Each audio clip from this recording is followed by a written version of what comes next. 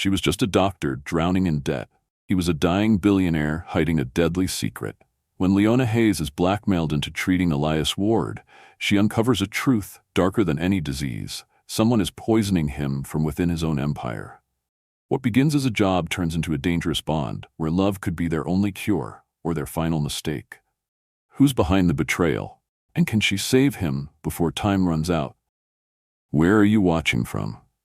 Drop your location in the comments and don't forget to subscribe for more heart-racing stories just like this.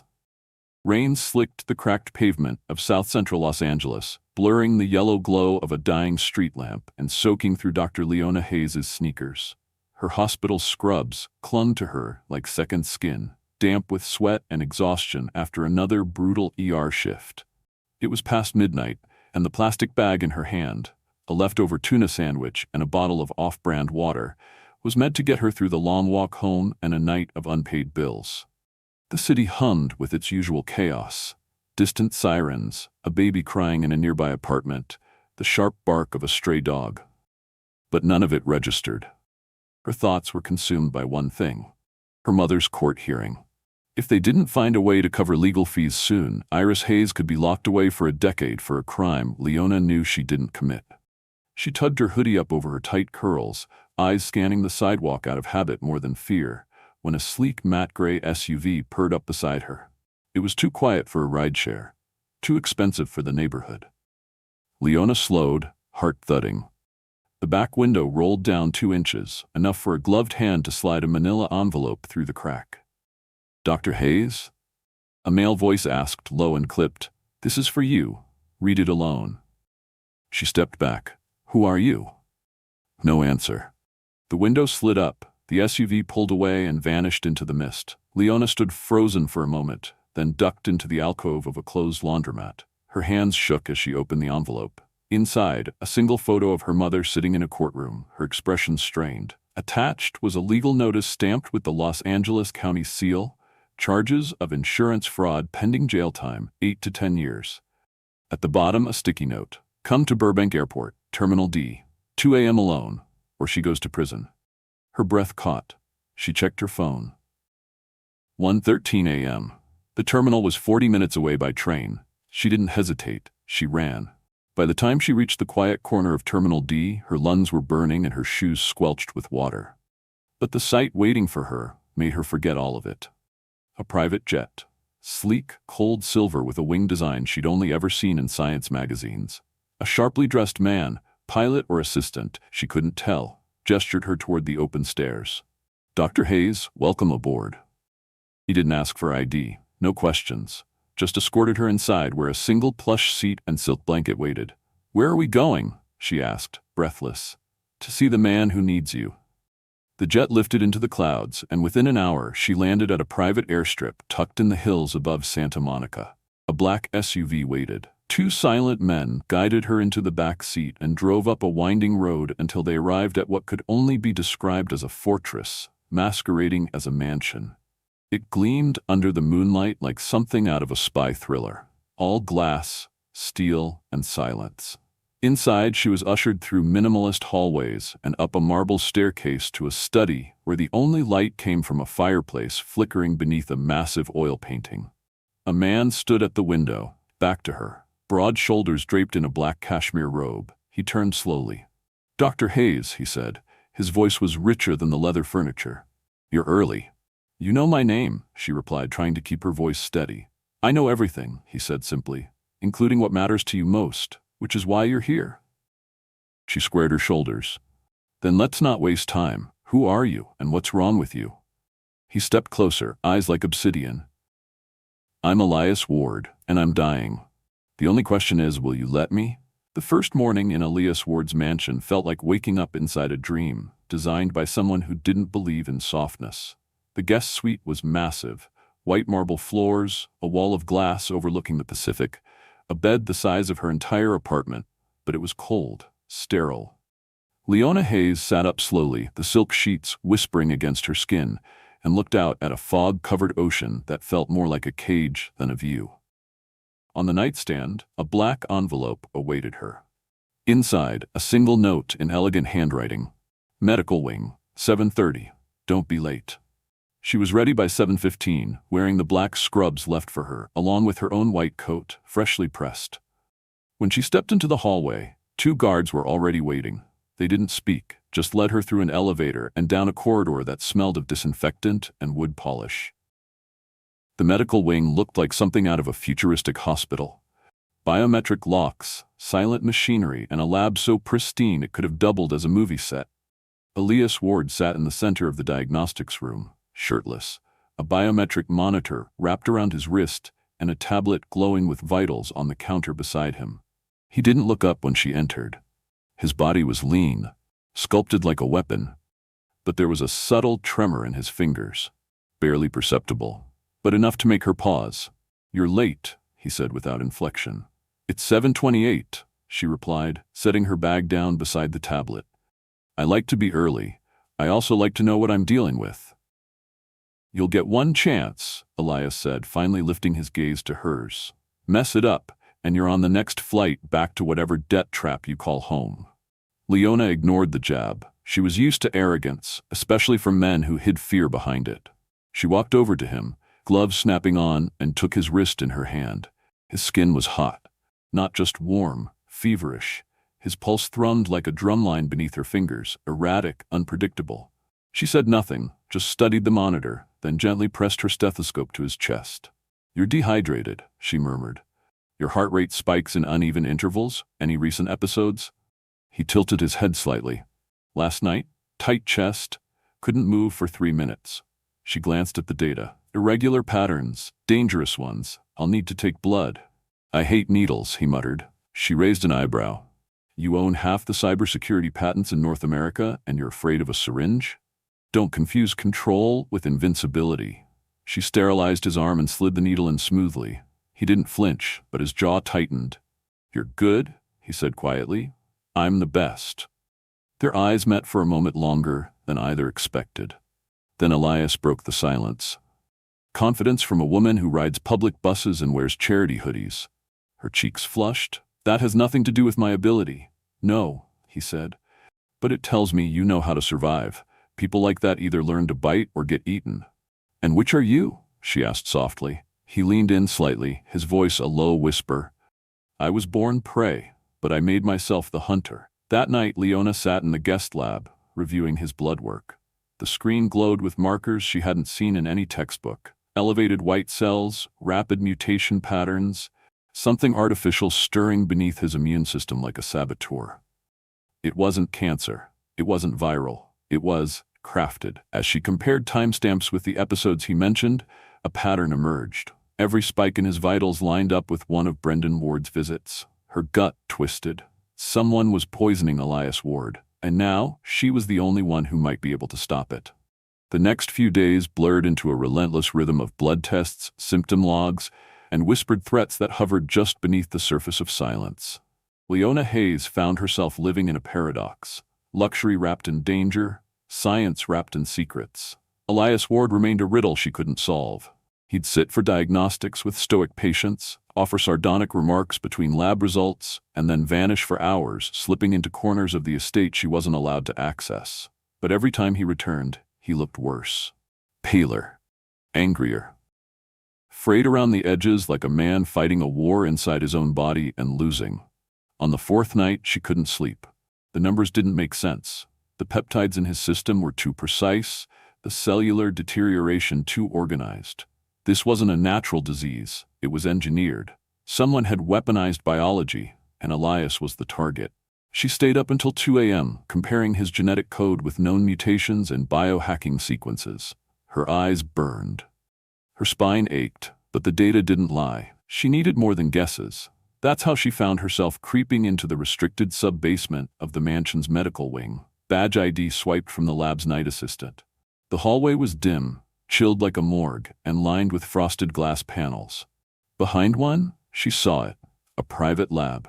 Sleek black countertops, locked refrigerators, a genetic sequencer humming like a heartbeat. On the central workstation sat a vial, marked with Elias's patient code, but the compound inside wasn't from her tests. She slipped on gloves and scanned it. Designer peptide, genetically spliced. Patent encrypted under a shell company, Ward Biosolutions. Her pulse jumped. This wasn't just a murder attempt, it was corporate sabotage. Someone inside Elias's empire had used his own technology to kill him from within. A voice broke the silence. "You're not supposed to be down here, Doctor." She turned, heart lurching. Brendan Ward stood at the doorway, tailored suit immaculate, his smile more venom than charm. "I was following an anomaly in Elias's blood work," Leona said evenly, trying not to show fear. "And found yourself lost in a room you don't have clearance for?" He stepped closer, his gaze sharp. "Curiosity is dangerous in this house. Not as dangerous as silence," she replied. He chuckled, too easily. "Just remember, you're here to save a man who doesn't want saving. Elias has built his kingdom on isolation. Don't let the castle fool you." When he left, she didn't breathe for a full minute. She downloaded what she could onto a flash drive hidden in her stethoscope case and returned to her room, every step heavy with consequence. The next evening, Elias collapsed. She found him alone in the study, slumped on the floor near the fireplace, sweat pouring down his temple, his skin clammy and gray. The biometric tablet on the nearby table blinked in warning red. "Elias!" She dropped beside him, shaking his shoulders. He groaned. "I'm fine." "You're not fine," she snapped. "You're crashing." She dug into her bag, pulling out an adrenaline injector and stabbed it into his thigh. He convulsed once, then steadied. His breathing returned in shallow, ragged waves. She cradled his head gently, her fingers trembling. "You can't keep doing this," she whispered. His eyes opened, glassy with pain. "If I stop moving, I might never get back up." "Then let me carry you." He looked at her like he was seeing something unfamiliar. Hope, maybe. Maybe fear. Later that night, as he lay recovering in the private suite, Leona sat beside him, a mug of turmeric tea in her hands. "Why did you bring me here?" she asked softly. He didn't look at her. "Because I didn't know how to ask for help.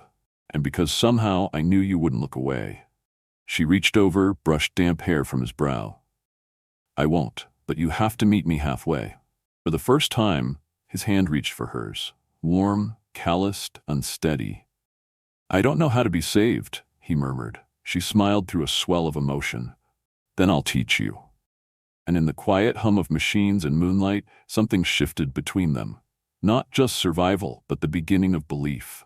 Leona adjusted the collar of her midnight blue dress as the black town car pulled up in front of the Marlowe Grand Hotel. The gala buzzed behind the glass doors. Music, diamonds, and power wrapped in the scent of expensive cologne and whispered deals. She didn't belong here. But she wasn't here to belong. She was here to survive, and maybe, if she got lucky, to expose a monster. Elias Ward stepped out behind her, suited in classic black, no tie, but every inch the myth people had whispered about for years. His arm brushed hers, nothing more, but even that fleeting contact sent a shiver racing through her. He hadn't spoken much since the collapse 2 days ago. Whatever the adrenaline hadn't burned out of his system, the revelation of his own brother's betrayal had. Still, he looked every part the man the world remembered, until you looked too closely and saw the strain behind his eyes. Inside, the ballroom gleamed with gold and chandeliers. Industry titans, political sharks, and high-powered executives mingled in curated elegance. Brendan Ward stood near the champagne tower, laughing with investors, his smile tight, his eyes always calculating. Leona's stomach twisted. "I have to get this to Agent Calloway before midnight," she whispered to Elias, nodding toward the USB drive hidden inside her clutch. "After that, we disappear." Elias didn't answer, but his fingers found hers briefly under the tablecloth as they sat down for the keynote dinner. "Be careful," he murmured. "He'll feel it the second you move." They didn't make it to dessert. Elias's hand suddenly went rigid on the table, his fork clattering to the plate. Leona looked up to find his eyes wide, breath caught, skin already paling. He stood abruptly, stumbled back, knocking over his chair. A murmur spread like ripples through the ballroom. She was at his side in a heartbeat. "Elias, Elias!" she hissed, catching him as he sagged against her. "Talk to me." His lips moved, barely audible. Glass switched. She looked down at the untouched wineglass. Her eyes snapped to Brendan, who raised his glass from across the room with a toast and a smirk. Within moments, the emergency response she'd prepared kicked in. Kai, Elias's head of security, rushed to her side, sweeping them out a service exit as the crowd buzzed with concern and speculation. In the alley behind the hotel, a black SUV was already waiting. Elias collapsed in the back seat, his breathing shallow, his skin clammy. "Get us to the canyon safe house," Leona barked, holding him close. Now, the vehicle roared to life, weaving through side streets until the lights of the city disappeared behind them. An hour later, they arrived at the safe house, a converted glass cabin buried in the hills of Topanga, silent except for the hum of cicadas and the whisper of wind through the trees. Inside, Leona laid him on the couch, injecting stabilizers and hooking up a portable monitor. His vitals were erratic, but holding. Barely. "Don't you dare die on me," she whispered, hands trembling. When his eyes finally fluttered open, she nearly collapsed beside him. "I thought I told you to be careful," he rasped. "You were the one who got poisoned." He gave a weak laugh, then grimaced. "Can't even die dramatically without messing it up." They sat in silence for a while, broken only by the crackle of the old fireplace. "I don't understand," Leona said finally.